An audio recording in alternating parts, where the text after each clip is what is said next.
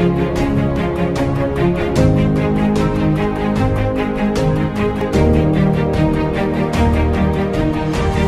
Friends, आज एक बहुत ही इम्पोर्टेंट टॉपिक हम डिस्कस करने जा रहे हैं जेनेटिक्स यूनिट से।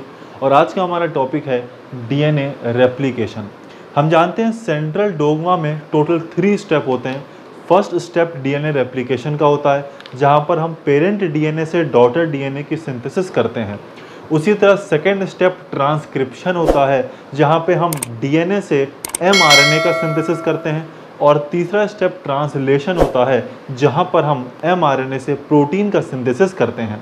तो आज के इस लेक्चर में हम first step of central dogma cover करेंगे, और वो है डीएनए रेप्लिकेशन।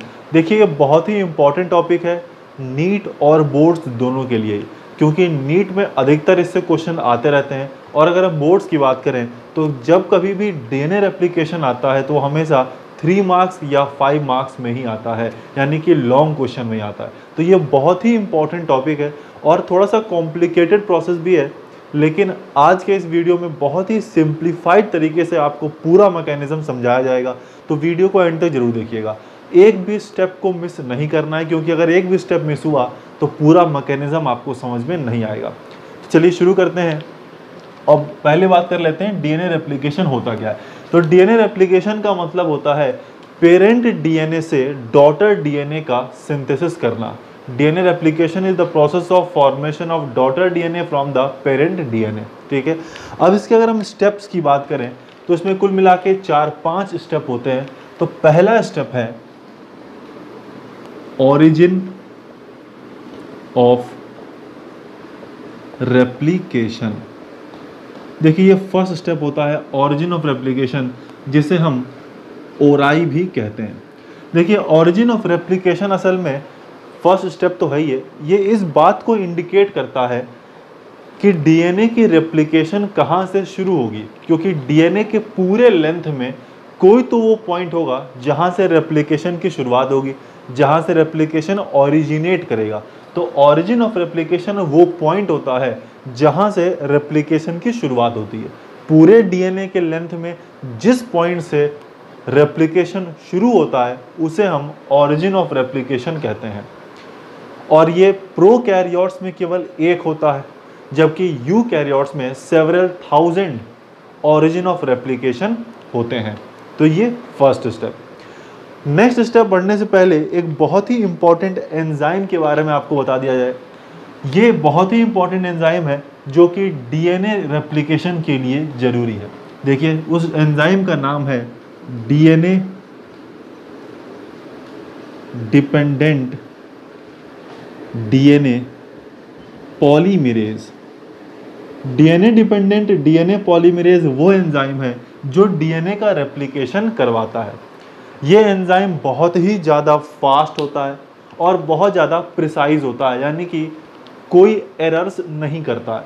क्योंकि अगर डीएनए के रेप्लिकेशन में छोटा सा भी एरर हो गया तो पूरा का पूरा डीएनए रेप्लिकेशन प्रोसेस तो खराब हो ही जाएगा, साथ ही साथ म्यूटेशन के चांसेस बढ़ जाएंगे। तो ये एंजाइम बहुत फास्ट होता है, साथ ही साथ एरर लेस होता है, कोई गलतियां नहीं करता है। फास्ट का एक एग्जाम्पल बता देते हैं। 2000 बेस पेयर पर सेकेंड ये रेप्लिकेट कर देता है या पॉलीमराइज कर देता है। इसीलिए इश्चेरिचिया कोलाई का जो टोटल डीएनए का लेंथ है वो 4.6 × 10⁻⁶ बेस पेयर होता है।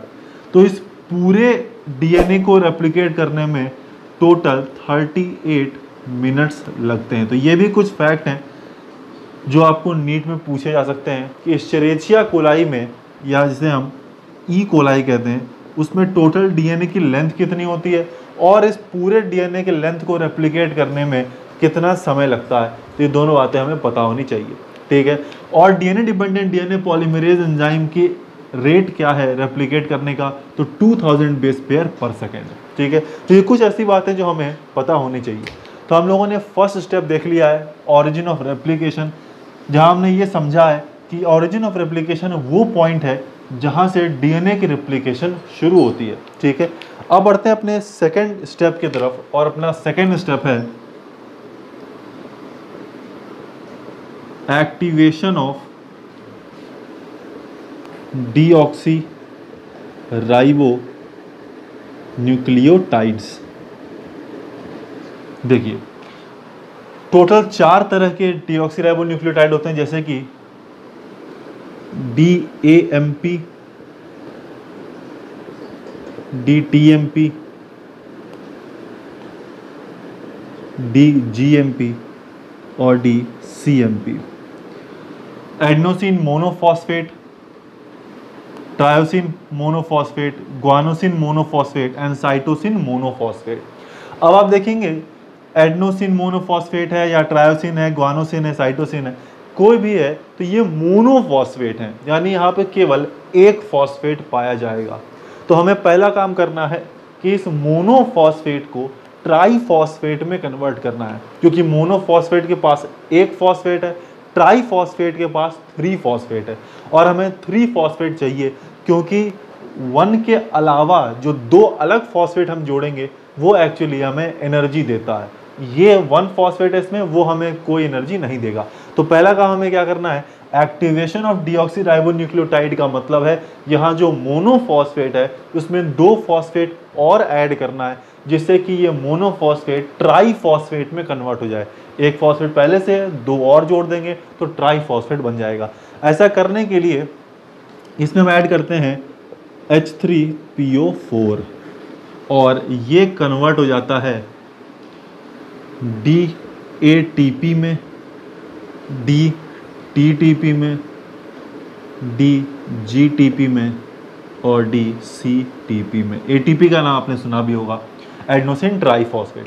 अब देखिए यहाँ जो मोनोफॉस्फेट था वो कन्वर्ट हो गया ट्राईफॉस्फेट में। अब ये जो डीऑक्सी राइबो न्यूक्लियोटाइड्स हैं इनके 2 काम होते हैं, एक तो एनर्जी देना है, ये ATP का नाम सुन के आपको समझ में आ गया हो कि एनर्जी ही प्रोवाइड करेगा। तो ना सिर्फ ये एनर्जी प्रोवाइड करता है बल्कि ये सबस्ट्रेट की तरह भी एक्ट करता है DNA रेप्लिकेशन में। तो इसके 2 काम है, एनर्जी प्रोवाइड करना और एक्ट एज अ सबस्ट्रेट। ठीक है, तो ये सेकेंड स्टेप है जहाँ पर हम लोगों ने मोनोफॉस्फेट्स को ट्राईफॉस्फेट में कन्वर्ट कर लिया है। किसके लिए, एनर्जी के लिए। तो ये अपने देखिए 2 स्टेप हो चुके हैं। पहला स्टेप हमें समझ में आ गया, वो पॉइंट हमें मिल गया, वो साइट हमें मिल गई जहाँ से रेप्लिकेशन हमें शुरू करना है। तो अगला रिक्वायरमेंट किसका है, रेप्लिकेशन शुरू करने के लिए एनर्जी की रिक्वायरमेंट है। तो ये सेकेंड स्टेप में हमें एनर्जी भी मिल गई, हमें ट्राईफॉस्फेट्स मिलने की वजह से। अब हमारे पास वो साइट भी है जहाँ से रेप्लिकेशन शुरू करना है, हमारे पास एनर्जी भी आ चुकी है, यानी अब सीधा सीधा क्या करना है, हमें रेप्लिकेशन शुरू करना है। तो जो थर्ड स्टेप है सीधा उसकी तरफ बढ़ते हैं, और थर्ड स्टेप है unwinding of the helix. Third step है अनवाइंडिंग ऑफ DNA हेलिक्स। देखिए हम जानते हैं जो DNA होता है वो कुछ इस तरह से होता है, हेलिक्स की फॉर्म में रहता है। अब इसमें 2 स्ट्रैंड होते हैं, एक 5 प्राइम से 3 प्राइम की तरफ होता है और दूसरा 3 प्राइम से 5 प्राइम की तरफ होता है। ये 2 अपोजिट स्ट्रैंड होते हैं और ये opposite strand right handed fashion में ट्विस्टेड होते हैं, हेलिक्स की फॉर्म में प्रेजेंट होते हैं। ठीक है, अब हमें करना क्या है, इस हेलिक्स को ओपन करना है। ठीक है, यानी कि अगर हम बताएं, मान लीजिए हमने कुछ यहाँ से हेलिक्स ओपन कर लिया, हमने यहाँ से अपना हेलिक्स ओपन कर लिया, यानी कि पहले जो कॉइल था, ऊपर तो कॉइल ही है लेकिन अब नीचे वाला कुछ इस तरह से खुल जाएगा, यानी कि जो पहले कॉइल स्ट्रक्चर था उसको हमने खोल दिया, यानी जो हेलिक्स था उसकी हमने अनवाइंडिंग कर दी, उसकी हमने ओपनिंग कर दी। ठीक, एक्चुअली ये जो ऊपर का कॉइल पोर्शन है उसको यहाँ पर स्ट्रेट दिखाया गया है, और जो नीचे का वाइंडेड पोर्शन था जिसको अनवाइंड कर दिया गया है उसको इस तरह से दिखाया गया है। और इस स्ट्रक्चर को, जो कि एक वाई शेप का स्ट्रक्चर दिख रहा है, उसे हम रेप्लिकेशन फॉर्क कहते हैं। अब देखिए, जैसे ही हमने DNA को अनवाइंड किया, जो हेलिक्स फॉर्म था उसे अनवाइंड किया, तो अब बताइए जो DNA का डबल स्टैंडर्ड था वो खुलने के बाद सिंगल स्टैंडर्ड बन गया है कि नहीं। जैसे ही DNA का डबल स्ट्रैंड सिंगल स्टैंड में बनता है, DNA अनस्टेबल हो जाता है, क्योंकि DNA का नेचर डबल स्टैंडर्ड में रहने का है। लेकिन जैसे ही इसे हमने ओपन किया, ये सिंगल स्ट्रैंड बन गया, जिसकी वजह से अब ये क्या हो गया, अनस्टेबल हो गया। तो अब इन सिंगल स्ट्रैंड को स्टेबलाइज करने के लिए एक प्रोटीन का रोल होता है यहाँ पे, जिसे हम कहते हैं SSBP। SSBP single standard binding protein है। ये सिंगल स्टैंडर्ड बाइंडिंग प्रोटीन है जो कि इन सिंगल स्ट्रैंड पे आके कुछ इस तरह बाहर से बाइंड कर जाता है, और बाहर से बाइंड करने के बाद ये इन सिंगल स्ट्रैंड को स्टेबलाइज करने का काम करता है। ठीक, तो सिंगल स्टैंडर्ड बाइंडिंग प्रोटीन ने इन सिंगल स्ट्रैंड्स को स्टेबलाइज कर दिया है। अब देखिए डीएनए का नेचर कैसा था, डबल स्टैंडर्ड रहने का, जिसको हमने सिंगल स्टैंडर्ड बना के स्टेबलाइज कर दिया। ठीक, लेकिन डीएनए का एक नेचर और है कि वो हमेशा कैसा होना चाहता है, हेलिक्स के फॉर्म में रहना चाहता है। तो जब हमने इस हेलिक्स को ओपन किया तो इस पॉइंट पे, एक्चुअली इसी पॉइंट से हमने हेलिक्स को ओपन किया है, तो इस पॉइंट पे टेंशन डेवलप हो जाएगी, और इस टेंशन को भी हमें न्यूट्रलाइज करना है। इस टेंशन को न्यूट्रलाइज करने के लिए एक दूसरा तरह का एंजाइम आता है जिसे हम कहते हैं टोपोआइसोमेरेज। टोपोआइसोमेरेज यानी टोपोआइसोमेरेज का काम क्या है, ये जो डीएनए हेलिक्स खुलने के बाद टेंशन डेवलप हो गई है, उस टेंशन को रिड्यूस करने का है। यानी देखिए दो तरह के एंजाइम्स अभी तक मिल चुके हैं। एक एंजाइम एक प्रोटीन है, सिंगल स्टैंडर्ड बाइंडिंग प्रोटीन, जो in single stand of the DNA को स्टेबलाइज कर रहा है, और दूसरा टोपोआइसोमेरेज एंजाइम है जो कि इस डीएनए हेलिक्स के खुलने की वजह से जो टेंशन डेवलप हुई है उसे रिड्यूस कर रहा है। टोपोआइसोमेरेज जनरली यूकैरियोट्स में यूज होता है। एक एंजाइम होती है DNA gyrase. DNA gyrase is equivalent to topoisomerase but it is utilised in prokaryotes.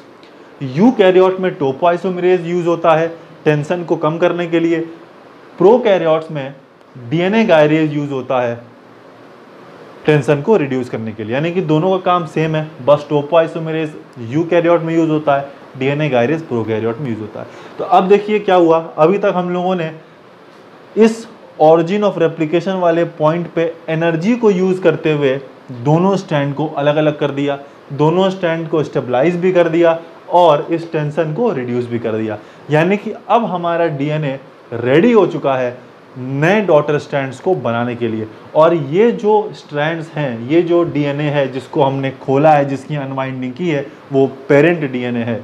अब इस पेरेंट डीएनए से हमें क्या बनाना है, इस पेरेंट डीएनए से हमें डॉटर डीएनए बनाना है। ठीक है, चलिए तो अब कुछ यहाँ हम देख लेते हैं। ये अपना क्या है, ये अपना रेप्लिकेशन फॉर्क है। तो अगला स्टेप होता है,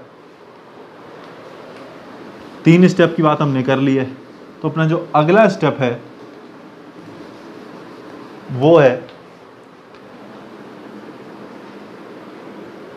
प्राइमेज एक्टिविटी। अब देखिए जैसे ही डीएनए की अनवाइंडिंग हो गई, डीएनए खुल गया, तो अब किसको बुलाया जाएगा, DNA dependent DNA polymerase enzyme को बुलाया जाएगा। क्योंकि हम जानते हैं डीएनए की रेप्लिकेशन कौन करेगा, DNA dependent DNA polymerase enzyme करेगा। तो अब जब ये स्ट्रैंड खुल चुका था और नए स्ट्रैंड के सिंथेसिस का टाइम आया था, तो DNA dependent DNA polymerase enzyme को बुलाया गया कि अब तुम आओ, तुम अपना काम करो, इस पेरेंट डीएनए से डॉटर डीएनए की सिंथेसिस करवाओ, जो तुम्हारा काम है। लेकिन जब DNA dependent DNA polymerase enzyme आया तो उसने काम करने से मना कर दिया, यानी कि उसने नए डॉटर स्ट्रैंड की सिंथेसाइज करने के लिए मना कर दिया कि मैं अब कोई नया स्ट्रैंड सिंथेसाइज नहीं करूंगा।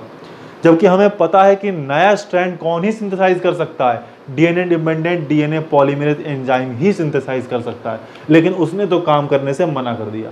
बोले क्यों मना कर दिया, तो उसने बोला कि अगर पहला न्यूक्लियोटाइड यानी कि पहला बेस पेयर आप बनवा दें तो उसके बाद की पूरी बेस पेयर की सीक्वेंस मैं बनवा दूंगा। यानी कि डीएनए के रेप्लिकेशन की शुरुआत मैं नहीं करूंगा, डीएनए के रेप्लिकेशन का इनिशिएशन मैं नहीं करूंगा।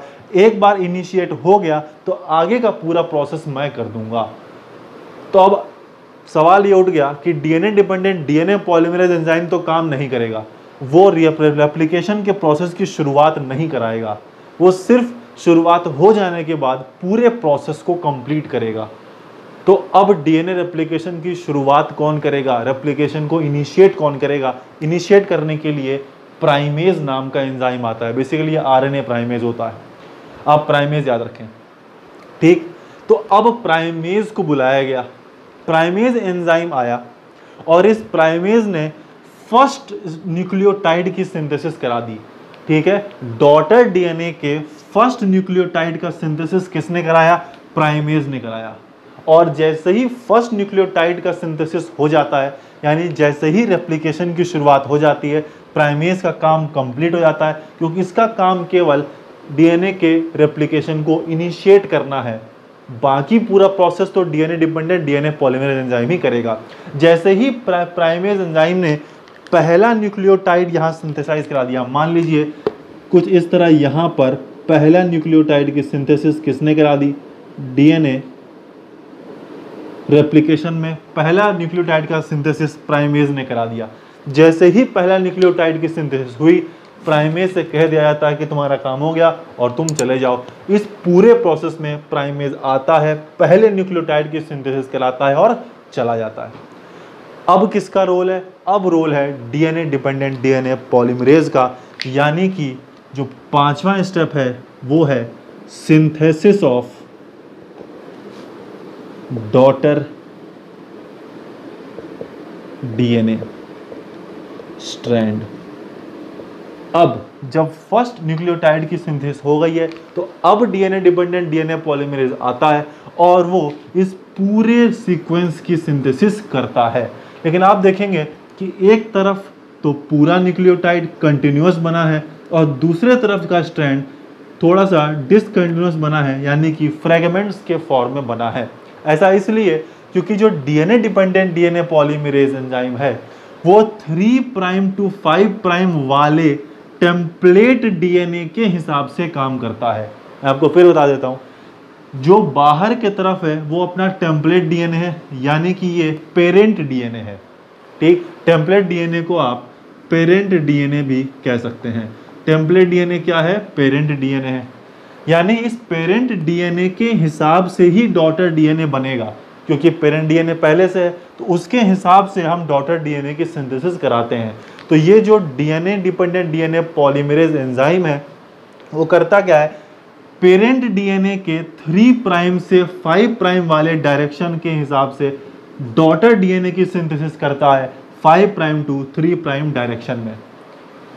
चूंकि parent DNA 3 prime to 5 prime direction में है, तो जो टेम्पलेट 3 से 5 प्राइम के डायरेक्शन में है उस टेम्पलेट के हिसाब से कंटिन्यूअस सिंथेसिस करता है। उसी तरह दूसरा टेम्पलेट 5 प्राइम से 3 प्राइम के डायरेक्शन में है, तो इसके हिसाब से डिसकंटिन्यूअस सिंथेसिस होता है, ठीक है। चलिए, अब यहाँ तो कंटिन्यूअस सिंथेसिस हुई है, यहाँ फ्रेगमेंट्स के फॉर्म में सिंथेसिस हुई है, जिन फ्रेगमेंट्स को हम कहते हैं ओकाज़ाकी फ्रेगमेंट्स। इसे हम ओकाज़ाकी फ्रेगमेंट्स कहते हैं। अब ये ओकाज़ाकी फ्रेगमेंट अलग अलग छोटे छोटे फ्रेगमेंट के फॉर्म में है, लेकिन हमारा डीएनए तो फ्रेगमेंट्स के फॉर्म में होता नहीं है, वो तो कंप्लीट होता है। यानी कि अब हमें करना क्या है? यानी कि हमें इन सारे फ्रेगमेंट्स को आपस में जोड़ना है, जिसके लिए एक एंजाइम आएगा डीएनए लाइगेज।